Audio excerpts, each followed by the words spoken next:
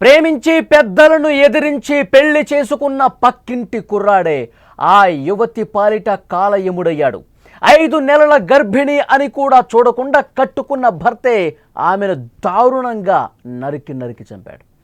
ఆపై చేసిన తప్పును కప్పిపుచ్చుకునేందుకు నరరూప రాక్షసుడిగా మారాడు ఆ భర్త. భార్య శవాన్ని ముక్కలు చేసి వాటిని వేర్వేరుగా మూసీ నదిలో పడేశాడు.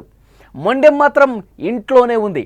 నా భార్య కనిపించడం లేదు, సాయం చేయండి అంటూ పోలీస్ స్టేషన్కి వెళ్ళిన ఆ కిరాతకుడు పోలీసుల విచారణలో మాత్రం అడ్డంగా దొరికిపోయాడు. కామారెడ్డిగూడలో పక్క ఇళ్లలో ఉండే మహేందర్ రెడ్డి, స్వాతి ప్రేమించుకున్నారు. వేరువేరు కులాలకు కావడంతో వారి ప్రేమను పెద్దలు అంగీకరించకపోవడంతో ఎవ్వరికీ తెలియకుండా 2023వ సంవత్సరం హైదరాబాద్ కూకట్పల్లిలో ఆర్య సమాజంలో పెళ్లి చేసుకున్నారు. ఆ తర్వాత స్వగ్రామంలో ఇరు కుటుంబాల మధ్య గొడవలు జరిగాయి. ఆ తర్వాత పెద్దలు కొంత శాంతించడంతో యాదగిరి గుట్టలో పెళ్లి చేశారు.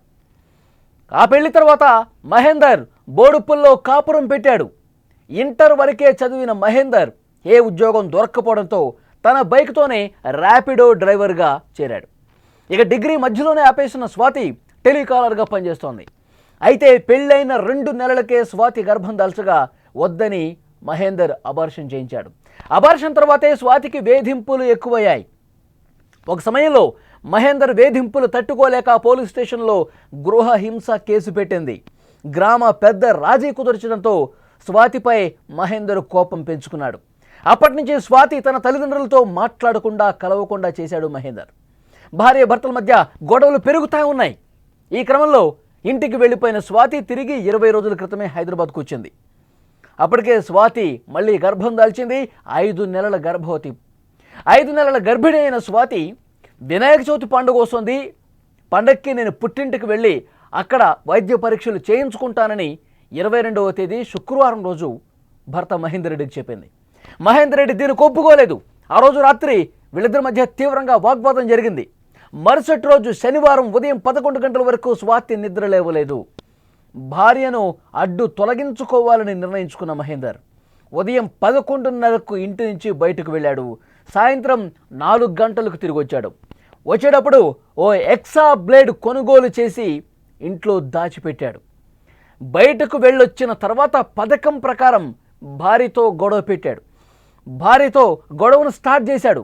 ఎందుకంటే భార్యను లేపేద్దాం అనుకున్నాడు. ఆ ఉద్దేశంతోనే కావాలని భార్యతో గొడవ పెట్టుకుని ఆమె గొంతు నులిమి, గట్టిగా గొంతు మీద చేయి పెట్టి పిసికి అదేవిధంగా ప్రెస్ చేసి చాలాసేపు అలాగే పెట్టి నులిమి చంపేశాడు. ఆ తర్వాత భార్య మృతదేహాన్ని మంచంపై పడేసి వెంట తెచ్చుకున్నాడు కదా ఉదయం ఎక్సా బ్లేడ్, ఆ బ్లేడ్తో ముక్కలు చేయడం స్టార్ట్ చేశాడు. తల, కాళ్ళు, చేతులు మొండెం నుంచి వేరు చేసి ప్లాస్టిక్ కవర్లలో కుక్కి మూటగట్టాడు. మొండెం మాత్రం ప్లాస్టిక్ కవర్తో కప్పి ఒక దిండులా ప్యాక్ చేసి పక్కన పెట్టేశాడు. మూటగట్టి ఒక మూలన పెట్టాడు. అంటే బాడీ మొత్తం కూడా కట్ చేసుకుంటూ ఆ ఎక్సా బ్లేడ్తో కాళ్ళు, చేతులు, మొండెం అంతా వేరు చేసి ఒక మూలన పెట్టాడు. ఆ మూటను బ్లాక్ కలర్ కవర్లో పెట్టి ప్యాక్ చేసి ద్విచక్ర వాహనం మీద వెళ్ళి ప్రతాపసింగారం ప్రాంతంలో మూసీ నదిలో పడేశాడు. భార్య కనిపించడం లేదని మళ్ళీ నాటకం ఆడాడు. హత్యా నేరం నుంచి తప్పించుకునేందుకు మహేందర్ రెడ్డి ఈ నాటకం ఆడాడు. ఆ రోజు ఏం చేశాడు తెలుసా? మేము బాగానే ఉన్నాం, ఇప్పుడే మేము భోజనం చేశాం అంటూ నైట్ 8 o'clock అంటే 8 గంటల సమయంలో స్వాతి ఫోన్ నుంచే వాళ్ళ తల్లిదండ్రులకు మెసేజ్ పెట్టాడు. అంటే మేము బాగానే ఉన్నాము, ఆమెకి ఏం కాలేదు, మేము హ్యాపీగా ఉన్నాం, మేము భోజనం చేసాం ఇప్పుడే అని వాళ్ళని నమ్మించే ప్రయత్నం చేశాడు. ఆమె ఫోన్ నుంచే మెసేజ్ పెట్టాడు. ఆ తర్వాత తన చెల్లికి ఫోన్ చేశాడు.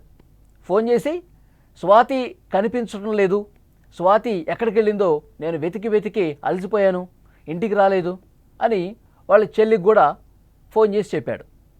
అంటే వీళ్ళిద్దరి మధ్య గొడవలు జరుగుతున్నటువంటి విషయం తెలుసు మహేందర్ రెడ్డి చెల్లికి. ఏదో జరుగుతుందని చెప్పి అనుమానపడింది.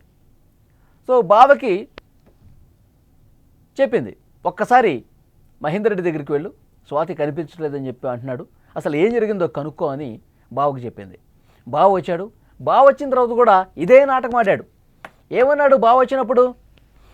నిజంగానే కనిపించట్లేదు, మా మధ్య గొడవలు జరుగుతున్నాయి కానీ నేను ఈ విధంగా వెళ్ళిపోతుందని చెప్పి అనుకోలేదు, ఒక్కసారి మనం వెతుకుదాం, లేదంటే పోలీస్ స్టేషన్లో కంప్లైంట్ చేద్దాం అన్నాడు. వెళ్ళారు, పోలీస్ స్టేషన్లో కంప్లైంట్ చేశారు. పోలీస్ స్టేషన్లో వీళ్ళు బోడుపల్లిలో ఉంటారు.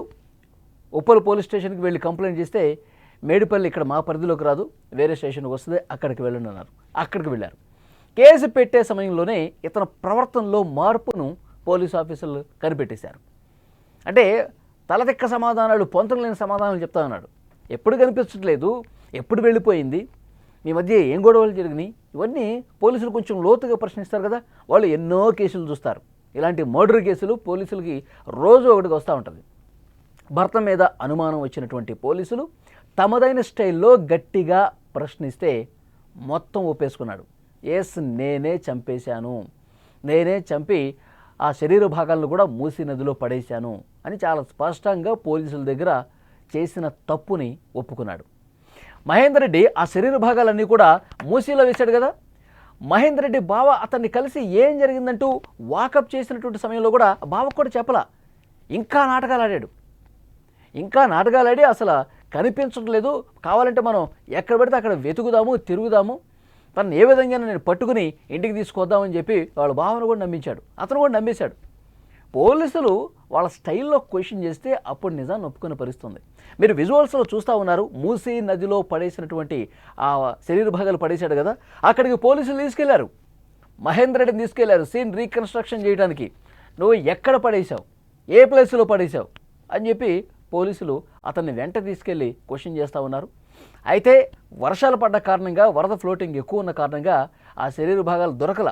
జేహెచ్ఎంసీ అలాగే కొంతమందితో అక్కడ వెతికించే ప్రయత్నం చేశారు, కానీ ఏ ఒక్క శరీర భాగం కూడా కనిపించలేదు. నదిలో పడేసినవి అవి కొట్టుకుపోయినాయి ఆ వరదలో.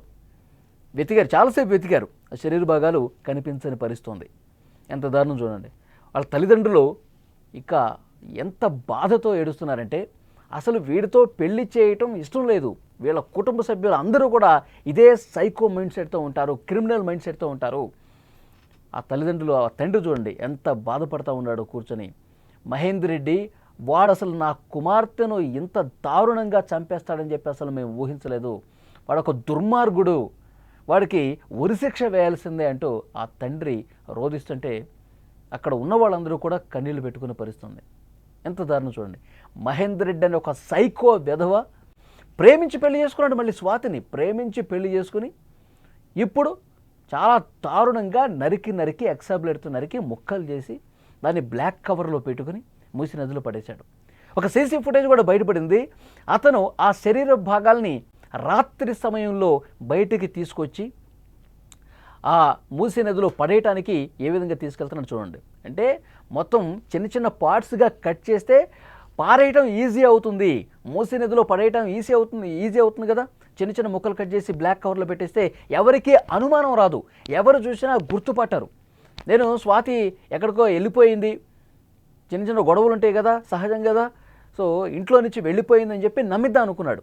మిస్సింగ్ కేసుగా దీన్ని చూపిద్దాం అనుకున్నాడు. దాంట్లో భాగంగానే తన భార్య కనిపించడం లేదని చెప్పి ఒకవైపు చెప్తూ, మరోవైపు ఈ కట్ చేసినటువంటి శరీర భాగాల్ని ఎవ్వరికీ అనుమానం రాకుండా రాత్రి సమయంలో తన బైక్ మీదే మూసీ నది దగ్గరికి వెళ్ళి అక్కడ పడేసినటువంటి పరిస్థితి. పోలీసులు విచారణలో దీన్ని తేల్చారు. విజువల్లో మీరు ఆ రెడ్ మార్క్ సర్కిల్లో కూడా చూడొచ్చు.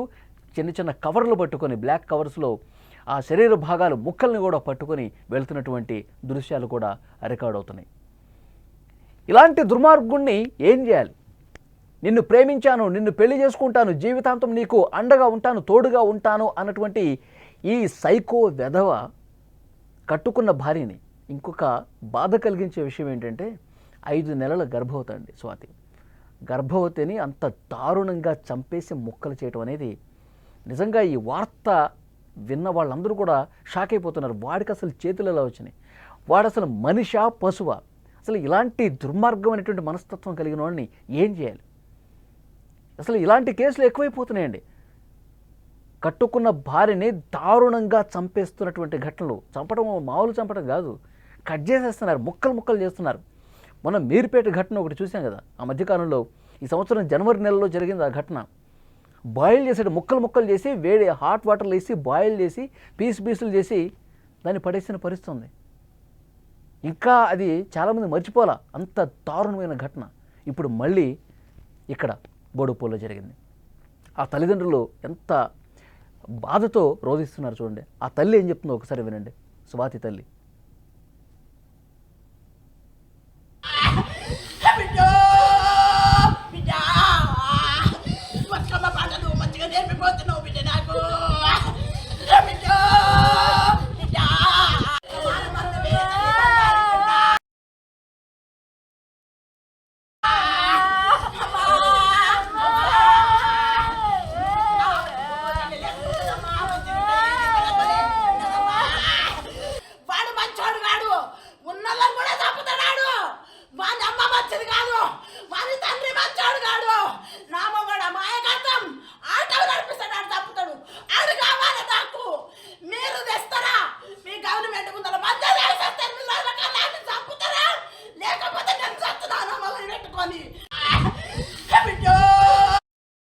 మహేందర్ రెడ్డిని కోర్టులో హాజరుపరిచారు. 14 రోజుల రిమాండ్ విధించారు.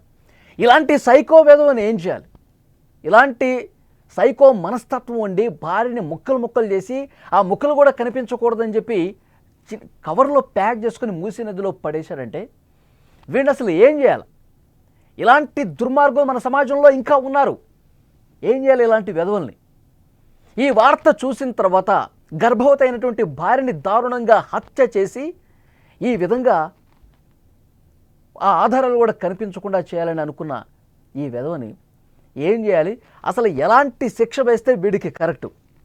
ఈ వీడియో చూస్తున్న ప్రతి ఒక్కరూ కూడా స్పందించండి. మహేందర్ రెడ్డి వాడిని చూస్తే మీకేమనిపిస్తోంది? వాడు అసలు పూర్తిగా నేను అమాయకుణ్ణి, నాకు ఏ పాపం తెలియదు అన్నట్టుగా కూర్చున్నాడు చూడండి. మీరు చూస్తూ ఉన్నారా? మహేందర్ రెడ్డి అనేటువంటి ఒక సైకోని భార్యని దారుణంగా, గర్భవతైన భార్యని చాలా దారుణంగా ముక్కలుగా కట్ చేసి పడేసి ఏమీ తెలియనట్టుగా నాటకం ఆడాడు చూసారా? అంతకుముందు నేను ప్రేమించాను, నేను పెళ్లి చేసుకుంటాను, జీవితాంతం మనం సంతోషంగా ఉందామని చెప్పి కలల మేడ కట్టి చూపించాడు స్వాతికి. కానీ పెళ్లి చేసుకున్న తర్వాత వాడి అసలు రంగు బయటపడింది. స్వాతి నమ్మింది నమ్మింది కాబట్టే వాడిని పెళ్లి చేసుకుంది. జీవితం సాఫీగా ఉంటుంది అనుకున్నారు. కులాలు వేరైనా సరే ప్రేమ ఒక్కటి చేస్తుందని చెప్పి భావించింది స్వాతి. నమ్మిన పాపానికి ఎంత దారుణంగా చంపేశాడు చూడండి. ఇలాంటి వెధవలకి అసలు ఎలాంటి శిక్ష పడాలి? వాళ్ళ పేరెంట్స్ చెప్తూ ఉన్నారు, స్వాతి పేరెంట్స్, వాడికి ఉరి శిక్షే కరెక్టు, లేదు మాకు అప్పగించండి, వాడి సంగతి మేము చూస్తామంటూ కన్నీళ్లు పెట్టుకుంటూ రోధిస్తున్నారు కదా. ఆగ్రహంతో కడుపు రగిలిపోతుంది కదా, రక్తం మరుగుతుంది కదా. ఇలాంటి వాడిని ఏం చేయాలి? కామెంట్ బాక్స్లో మీరు తెలియజేయండి. ప్రతి ఒక్కరూ వీడియో చూసిన వాళ్ళు స్పందించండి. మహేందర్ రెడ్డి అనేటువంటి ఒక సైకో వెధవని ఏమి చేయాలి? కామెంట్ బాక్స్లో తెలియజేయండి.